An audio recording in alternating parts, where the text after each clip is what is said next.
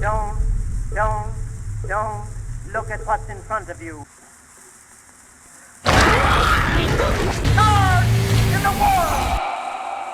So 28 years later features the return of the original creators of the first film, 28 Days Later, with Alex Garland writing the script and Danny Boyle directing it, taking it to its logical place 28 years into the future of the first film, even though it hasn't been quite 28 years in our real time. It's close enough. And similar to 28 Weeks Later, you don't necessarily need to have seen the other two movies to appreciate this one. I think you would get more out of it. And there's a little bit more explanation about what the virus is and how it works in those original films. Here, it's just sort of like par for the course. It exists.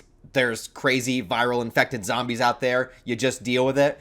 But besides that, you're getting all new characters and an all new story. So if you went into this film blind without seeing the first two, I don't think it would really, take away too much from your experience. However, I do think the other way around, if you are a major fan of the first two movies and you go into this one, I think that this is really going to split audiences, and I have seen a lot of different opinions and different reviews floating around for this movie. I've been trying to avoid them the best of my ability until I saw it, which I did earlier today, and I can understand both sides of it. I can completely understand why somebody would love this movie, and I can also understand how this might be a bit alienating for the old school fans.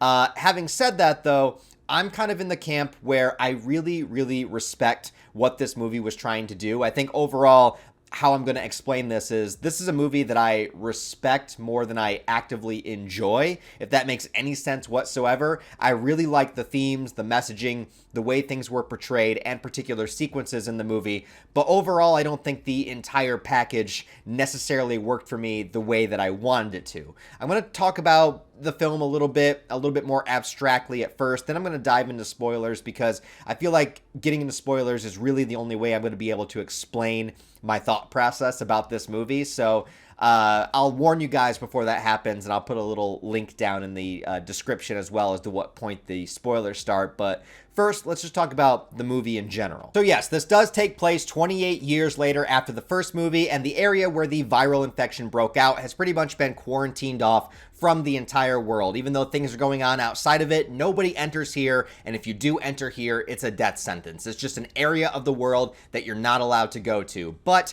there are some survivors still living here, and our group of survivors that we focus on in this movie, our main characters, come from this little island that has a functioning town. It's blocked off. There's a land bridge that goes into the mainland, but pretty much they are stuck there, and they create their own community, and everybody has a role to play. Everybody has different jobs, different functions, and they all have to kind of learn to live with their circumstances and periodically travel across this land bridge into the mainland to gather supplies or whatever it is they have to do. They are living essentially in the most dangerous place in the entire planet. And in the beginning of the film, we get introduced to our main character, who is actually a child named Spike. I'm watching a lot of Buffy the Vampire Slayer right now, so the name Spike just makes me think of other things. But yes, that's his name, and his father is played by Aaron Taylor Johnson. So if you weren't expecting it, yes, the main character, the main protagonist of this movie is a 12-year-old boy. But I think that he does a very good job in the movie. I'm usually pretty critical of child actors. They usually take me out of movies. It's not usually their fault. It's just a lot of them aren't that great in comparison to the cast around them, and their acting can usually take me out of a film. This movie did not do this. I think this kid carried it very well, and I think that he has a lot on his shoulders here because he has a lot to do. And the thing about it is, I don't think this is really a spoiler, but like the main story of the movie doesn't really get going until probably about 35 minutes in. But the first act, like the first portion of the film, focuses very much on his relationship with his father. His father is taking him into the mainland to show him what it's like, get his first kill of a zombie, and that's our first exposure of what we get to see has happened to this world, because they're kind of, they're blocked off, they got walls and gates and everything, so they're good, and it kind of reminded me a little bit of Attack on Titan, not just because of that, but the way that the zombies run in this movie, like pure 100% Attack on Titan, and I mean that in numerous different ways. The first way is just simply the way that they run. If you've seen Attack on Titan, you know that these, like, the Titans are just, like, erratic, and they're flailing their arms, and they're running in all these kind of, like, wacky, contorted poses.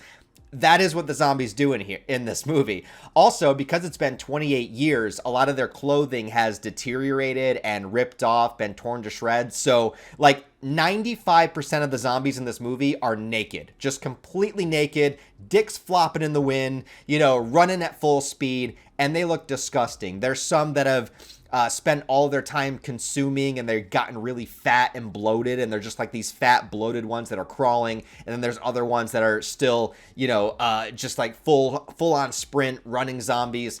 And there's also another element that I'm not going to spoil right here that has happened with them. But yeah, we get a little bit more variety of what 28 years has done to these viral infected zombies. And yeah, just the entire time I'm just thinking of Attack on Titan. But without spoiling too much, after the child Spike gets his first exposure into the mainland, he notices something that will help him in something he's trying to achieve. And so he ventures further out into the mainland, and, other things happen that I can't really spoil right now, but it's about his journey. It's about his adventure. It's about his coming of age. And what I really think the theme of this movie is a lot about coming of age. It's about recognizing kind of the sins of our fathers, but also our place in the world. And even though situations change drastically over time, whether it be, like the medieval times or modern times or a 28-year later, kind of post-apocalyptic time, it seems that things always kind of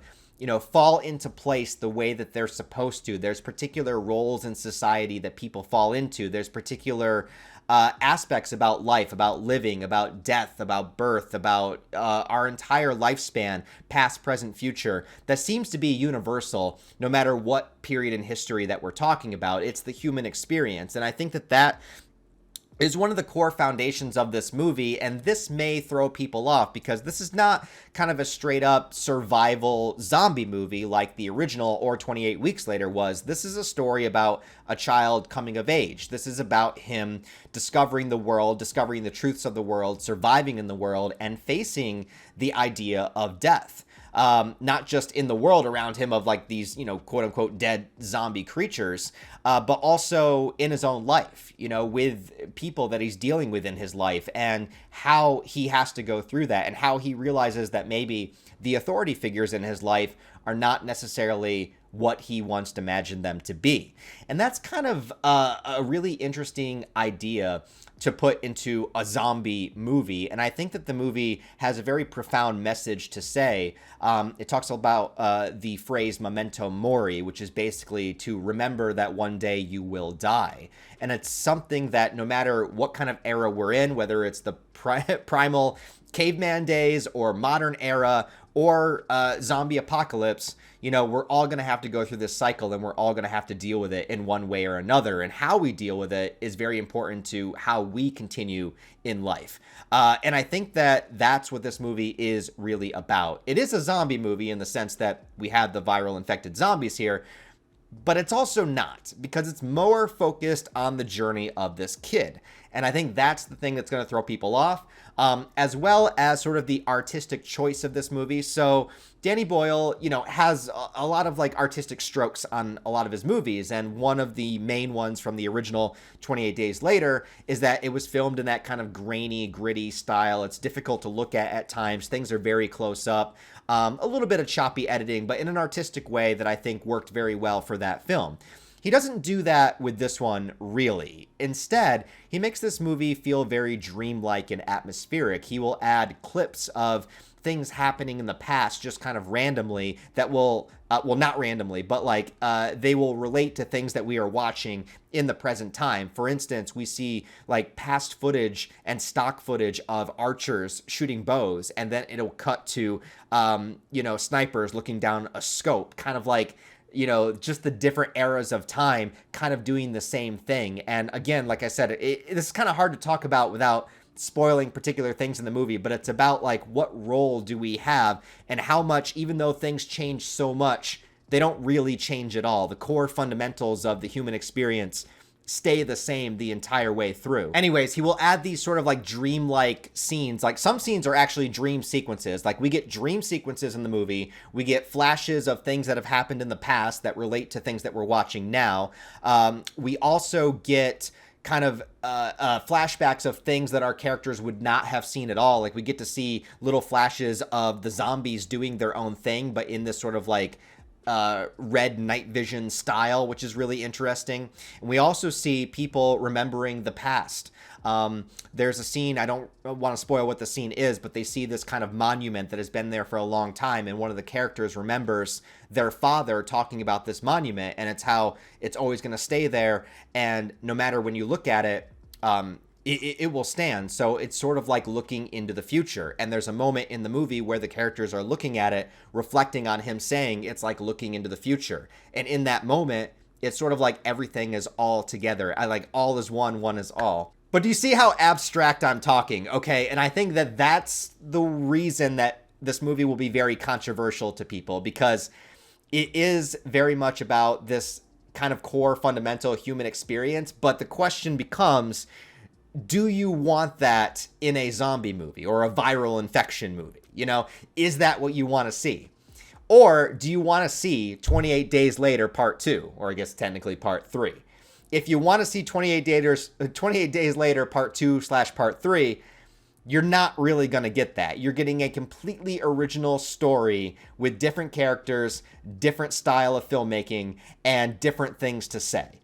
So it may as well just be a standalone movie. The only thing that really connects it to 28 Days Later is the viral infected zombies kind of acting the same. But there's even different elements of that I won't spoil yet. So what I'm trying to say basically is that I think that if you go into this movie expecting what you've seen before, if you want more of that flavor, you might not get it. But if you are open to the story about a young character kind of coming to terms with mortality, life and death, and what it all means, with a lot of abstract flashbacks and flash forwards and dreamlike sequences and wacky things that you wouldn't expect, then you might like it. For me personally, it comes down to this. The first half hour of this movie, I loved. I thought that was great. I was so locked in.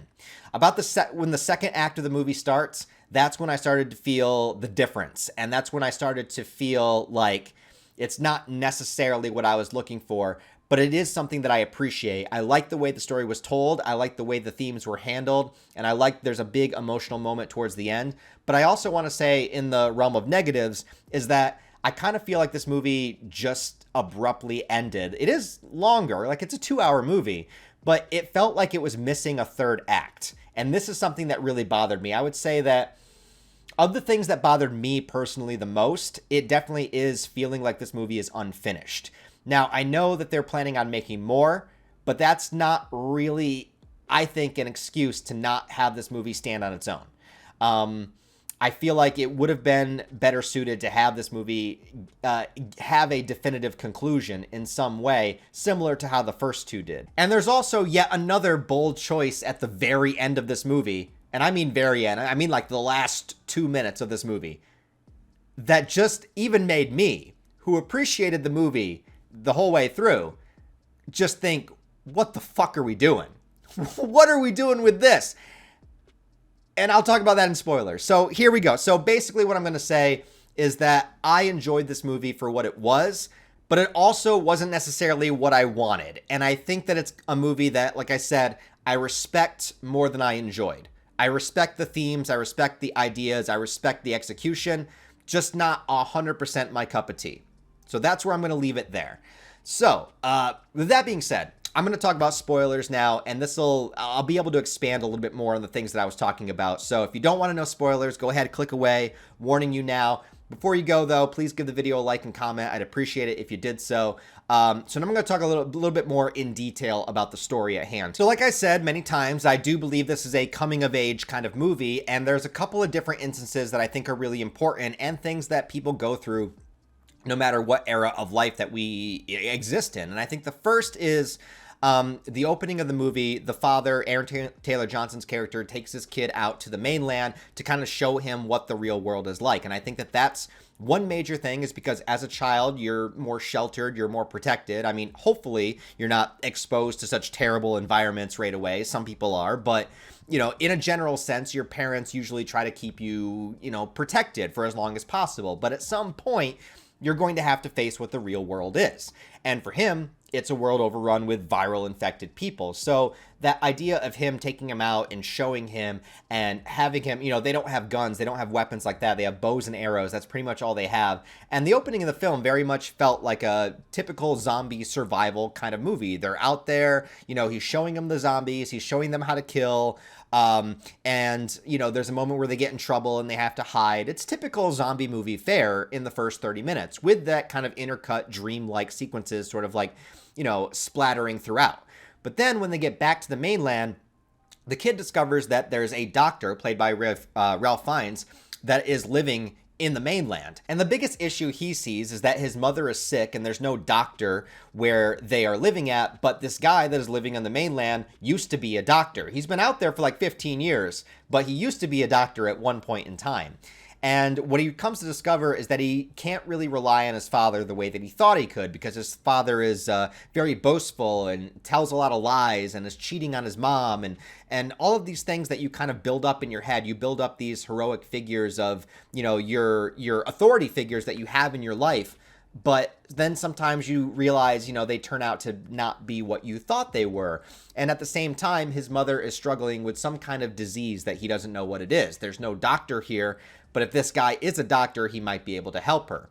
I think the way that he gets his mom out and onto the mainland is pretty contrived. He basically starts a fire to distract people, but you would think that, aren't there enough people to handle that? They literally, everybody goes to handle the fire. I know he has to convince the one guy to get out of the high-rise box or whatever, but let's just, that part aside. And there's also a new development of the zombies that I didn't want to talk about in the spoilers section, and that is not necessarily them getting more intelligent, but them creating a survival structure in the form of kind of a hierarchy, the same way that humanity would. And that's, again, I think part of the thread line of the entire movie is showing the similarities in different, aspects of life, and that even these viral infected creatures kind of fall in line to a hierarchy to some degree. And so, yes, there is an alpha of these zombies that can basically, kind of shout, not speak, but shout, grunt, command the others, and they're massive. They're huge, they're like regular human size, but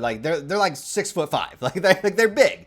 They're big, they're jacked, they're naked, their dicks flopping in the wind, they got huge beards, they're just as viral and crazy and infected as the others, but they seem to have a little bit more of intelligence in the sense of being able to tell the others what to do, and also completely display their dominance whenever they need to by, ripping the head off of their victim as well as the spinal cord and kind of stamping it somewhere, stabbing it on a tree to basically say, this is my territory, stay the fuck out.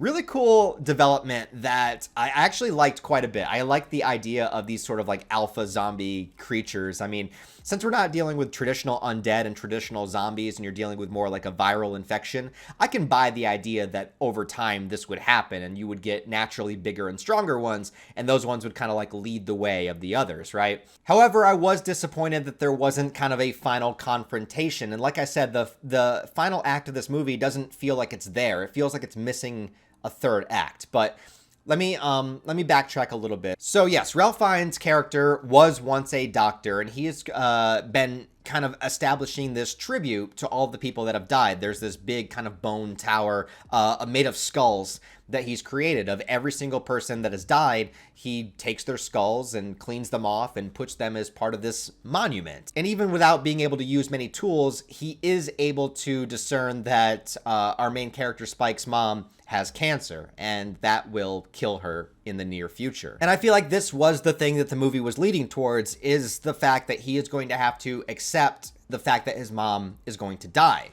That's something that we all have to expect at some point in life, right? Some sooner than others. But it is something that we all have to go through. And I think that when those things happen and when you lose somebody like that, it does change you. It does make you, force you to grow older, And so I really appreciated what the movie was trying to do with that, with having this kid having to struggle and survive on his own and basically not only be the son, but have to kind of fill in the fathership role of protecting his mom, because for half the movie, she's kind of out of her mind dealing with this cancer. And so he has to be, child, he has to be protector, he has to be survivor, And he's the one to mourn her more than anybody else ever would. It's not what I expected. It's not what I particularly wanted out of the movie. But while that sequences was happening and while he was kind of climbing the Tower of Skulls, you know, I felt it. I definitely know how it feels to lose, well, a parent, for one, but also deal with that understanding that this is what life is, you know? You're sheltered, then you realize what the real world is like, you adapt, you learn to survive, and then you have to accept the death of those that came before you. And then you learn, grow, hopefully learn more lessons and become stronger than they were so that you can lead the next generation to be a little bit better. And that, I think, is what Danny Boyle was trying to get across with this movie. And I do appreciate that. I do respect that. And I think that with all the strangeness of this film, I think that that's kind of the core foundation of what it was meant to say. But then the last 2 minutes happen. What the fuck was going on here? Okay, here's where you lost me. You lost me in the last 2 minutes of the movie. The last 2 minutes of the movie becomes fucking Dead Alive. All right, if anyone knows what I'm talking about. I kick ass for the Lord. If you know what I'm talking about, then you have good taste in movies. But I wasn't expecting it in this movie. There's a scene early on, the first scene of the movie shows the viral outbreak happening, and there's a kid whose father is a priest, which I think is the same priest in the beginning of 28 Days Later. I can't remember. But, you know, he survives, and throughout the course of the movie, you kind of wonder, is Aaron Taylor Johnson meant to be that kid grown up? I don't know. Well, no, it's a different character that shows up in the last 2 minutes of this movie, dressed like a wacky priest, and he has a team of acrobatic, spear fighting, backflipping, Power Ranger-like characters that just kill a bunch of zombies and are like, hey, Spike, what's going on? What? No, seriously, the last 2 minutes of this movie just turns into a full-on comedy. I don't know what happened. I don't know what happened. I don't know what the decision was for that. They're literally flipping and doing backflips and killing these zombies with like the most ridiculous... Like the whole movie has been dead serious and has had gore and scary sequences and meant to be, you know, grounded. Maybe this was like an attempt to get the audience to laugh after having to deal with 2 hours of seriousness. But what the fuck was going on with the ending? Look, in a different movie, in like Dead Alive, I love that shit. But in this movie, I was not expecting that ending. And normally something like that is something I would love. But the tonal shift was so drastic and absurd. I just think that it was completely out of place and should not have been there whatsoever. And it also makes me very kind of curious and scared about what a future sequel would be. But anyways, guys, that's my 2 cents. Let me know what you thought of 28 Years Later down below. I know this movie is going to be very controversial just because it is not what you would expect it to be. It is not anything like the first two. And has a lot of bold choices. Choices that I respect, but choices that don't always work for me. Thanks always for watching, guys. Please give the video a thumbs up and a comment to help it out in the algorithm. If you want to support the channel on a deeper level, I have Patreon, channel memberships, all that stuff linked down below. Thanks again, guys, and I'll talk to you next time.